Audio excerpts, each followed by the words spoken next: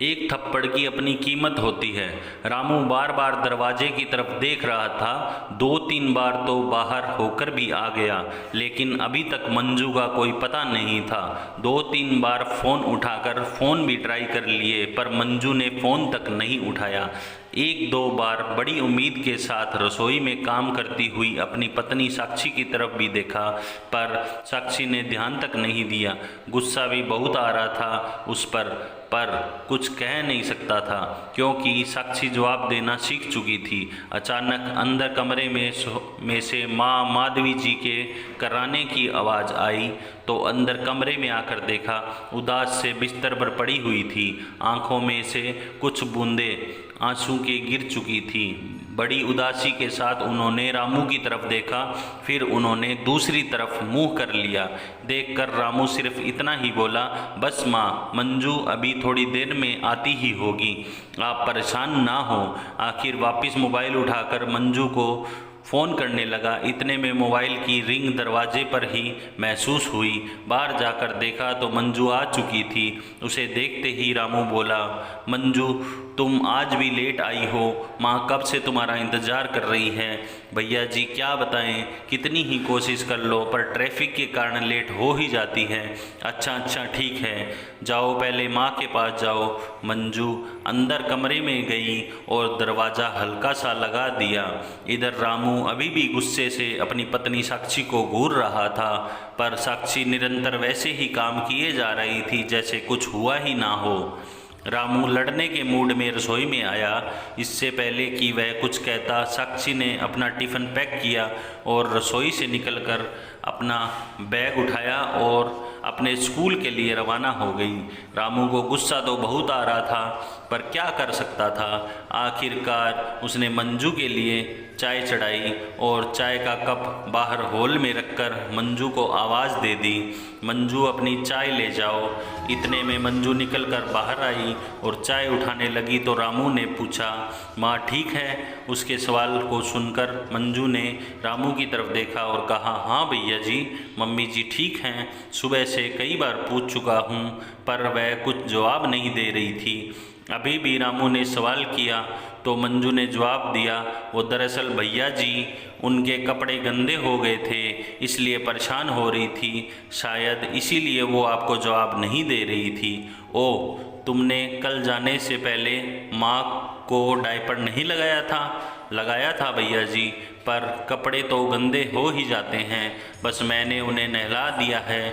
चाय पीकर उन्हें कुछ खिला पिला देती हूँ।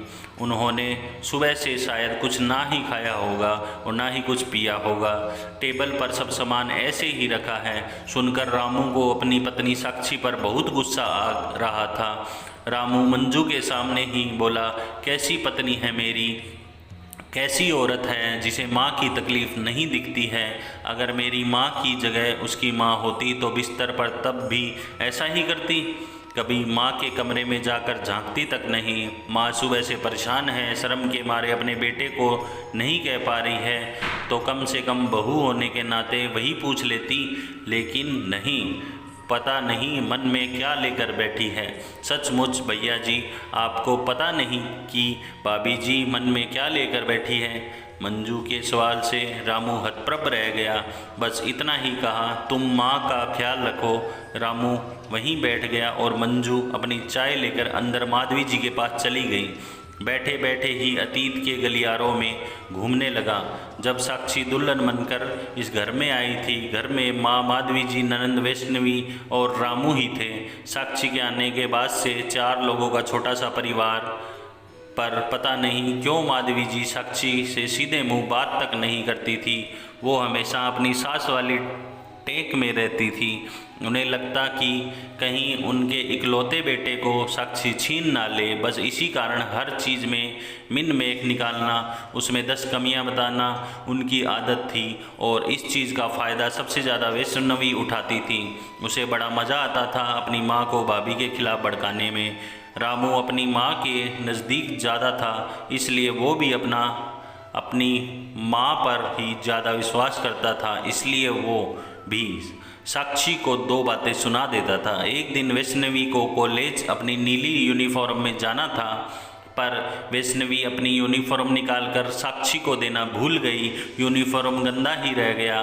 दूसरे दिन जब वो तैयार होने के लिए तैयार होने लगी तो यूनिफॉर्म गंदा देखकर उसने चिल्लाना शुरू कर दिया। माधवी जी ने देखा तो वैष्णवी की गलती ना देखकर उन्होंने साक्षी को चिल्लाना शुरू कर दिया। तो साक्षी ने भी कह दिया, माँ जी मेरी गलती क्या है, वैष्णवी ने मुझे ड्रेस दिया ही नहीं तो मैं धोती कैसे। बस इसी बात को माधवी जी ने पकड़ लिया और रामू के सामने रोना धोना शुरू कर दिया। यही सम्मान रह गया तेरी पत्नी की नज़र में मेरा। आज मुझे बातें सुना रही है, कल को घर से निकाल देगी, यही सिला मिलेगा मुझे तेरी परवरिश का। रामू ने भी आओ देखा न ताओ सीधा एक थप्पड़ साक्षी के गाल पे जड़ दिया।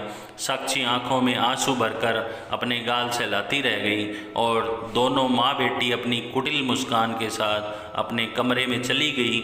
साक्षी अंदर तक टूट चुकी थी, छोड़कर सब कुछ जाना चाहती थी पर जा नहीं पाई, क्योंकि माता पिता ने यह कहकर साथ ही नहीं दिया कि यह सब तो घर गृहस्थी में लगा ही रहता है।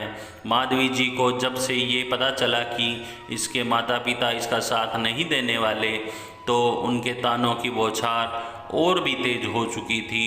वक्त यूं ही बीत रहा था। साक्षी माँ बनने वाली थी। 7वां महीना चल रहा था। उस दिन बहुत बारिश हो रही थी। रामू, माधवी जी और वैष्णवी सभी घर में थे। माधवी ने साक्षी को कॉफ़ी बनाकर लाने को कहा। साक्षी कॉफ़ी बनाकर ला रही थी कि अपने कमरे में से तेज़ी से निकलती हुई वैष्णवी से साक्षी टकरा गई और कॉफ़ी का कप नीचे गिर गया। हालांकि वैष्णवी को कोई चोट नहीं लगी, लेकिन उसके बावजूद उसने चिल्लाना शुरू कर दिया, हाय मुझे जला दिया, हाय मुझे जला दिया। सुनकर माधवी जी और रामू अपने कमरे में से दौड़े चले आए। इससे पहले कि कोई कुछ समझ पाता, माधवी जी ने एक ज़ोरदार थप्पड़ साक्षी के गाल पर दे मारा। थप्पड़ इतनी तेज़ी से मारा था कि साक्षी अपने आप को बैलेंस नहीं कर पाई और वहाँ खड़े डाइनिंग टेबल से पेट के बल जा गिरी। टेबल से टकराने के कारण उसके पेट पर जो चोट लगी और दर्द के मारे छटपटाने लगी। रामू तो कुछ कह भी नहीं पाया, पर साक्षी को छटपटाते देखकर रामू साक्षी को लेकर हॉस्पिटल लेकर रवाना हुआ। वहां पहुंचा तो पता चला साक्षी का मिसकैरेज हो गया है। सप्ताह भर हॉस्पिटल में रहने के बाद साक्षी को हॉस्पिटल से छुट्टी मिल गई, पर अभी भी डॉक्टर ने उसे बेड रेस्ट के लिए कहा था। माधवी जी ने साफ कह दिया था कि हम इसकी देखभाल नहीं करेंगे, इसे इसके माँ बाप के घर छोड़ आ। पर रामू ऐसा नहीं करना चाहता था, क्योंकि अगर वो उसे मायके छोड़कर आता तो लोगों को पता चल जाता कि साक्षी के साथ आखिर हुआ क्या था, और वो नहीं चाहता था कि लोगों को बाहर ये पता चले कि साक्षी की हालत के जिम्मेदार वो खुद लोग ही हैं। इसलिए रामू ने उसके लिए एक नर्स बुलाई। तब मंजू पहली बार इस घर में आई थी। मंजू को 20 दिन के लिए साक्षी की देखभाल के लिए रखा था। रामू ने मंजू को रखकर अपनी जिम्मेदारी की तीसरी कर ली थी। अब मंजू ही साक्षी को संभालती थी। पर इन 10 दिनों में मंजू माधवी जी और वैष्णवी जी के स्वभाव को अच्छे से देख चुकी थी। रामू तो ऑफिस के काम से बिजी रहता था। यहाँ दोनों माँ बेटी खुद ही बनाकर खा पी लेती थी, लेकिन साक्षी के लिए खाना बनाना उनके लिए दूभर होता था। मंजू जब तक घर पर नहीं आती तब तक साक्षी भूखी प्यासी बैठी रहती, लेकिन कोई पानी पूछने वाला नहीं था। मंजू की गैर मौजूदगी में साक्षी को अगर वॉशरूम भी जाना होता तो दीवार के सहारे जैसे तैसे सहारा लेकर धीरे धीरे वॉशरूम जाती, पर उसकी परेशानी किसी को नज़र ना आती। धीरे धीरे साक्षी ठीक हो गई, पर सबसे पहले उसने स्कूल में नौकरी ज्वाइन कर ली। रामू, वैष्णवी और माधवी जी ने मना किया, कुछ दिन तक उससे बात भी नहीं की, पर साक्षी ने इस बार दिल पक्का कर लिया। अब वो किसी से कुछ बोलती भी नहीं थी, सिर्फ अपने आप से काम मतलब रखती थी। वक्त के साथ वैष्णवी जी की भी शादी हो गई और वो अपने ससुराल चली गई। आज उन बातों को 4 साल हो चुके हैं। साक्षी दोबारा कंसीव भी नहीं कर पाई तो माधवी जी रामू की दूसरी शादी करने पर उतारू हो गई, पर साक्षी कुछ नहीं कहती थी और ना ही तलाक लेने को तैयार थी। माधवी जी उसे परेशान करने में कोई कसर नहीं छोड़ रही थी। किसी तरह तो साक्षी घर से निकले, पर ऐसा नहीं हो पा रहा था। इसलिए एक दिन माधवी जी ने गुस्से गुस्से में अपनी बहन के घर रवाना हुई तो रास्ते में एक्सीडेंट हो गया और आज वो बिस्तर पर पड़ी हैं। लोगों की तरह दोनों बहन भाई को उम्मीद थी कि साक्षी बहू का फ़र्ज निभाएगी और अपनी सास की सेवा में दिन रात एक कर देगी, पर साक्षी ने साफ मना कर दिया, मुझसे आपकी माँ की देखभाल नहीं होगी, या तो नर्स रख लीजिए या फिर इनकी बेटी को बुला लीजिए, क्योंकि हर थप्पड़ अपनी कीमत चुकाता है। आज एक थप्पड़ अपनी कीमत चुका रहा है और मैं कोई देवी नहीं जो इतना कुछ होने के बावजूद भी इनकी सेवा करूं। जिस तरह से साक्षी ने घृणा की दृष्टि से माधवी जी को देखा था, रामू और वैष्णवी ही नहीं, माधवी जी की भी नज़रें झुक चुकी थी। वैष्णवी ने ससुराल से यहाँ आकर रहने के लिए साफ मना कर दिया, इसलिए एक बार फिर मंजू को बुलाया गया। ये अलग बात है कि साक्षी घर से जाने से पहले रामू और माधवी जी का खाना भी तैयार करके जाती थी, काम सारे करती थी, बस सेवा नहीं करती थी। और आज किसी में हिम्मत नहीं थी कि वो साक्षी से यह कह दे कि तुम माँ की सेवा कर लो। दोस्तों, मेरी वीडियो अगर पसंद आई हो तो चैनल को लाइक शेयर एंड सब्सक्राइब करें। धन्यवाद।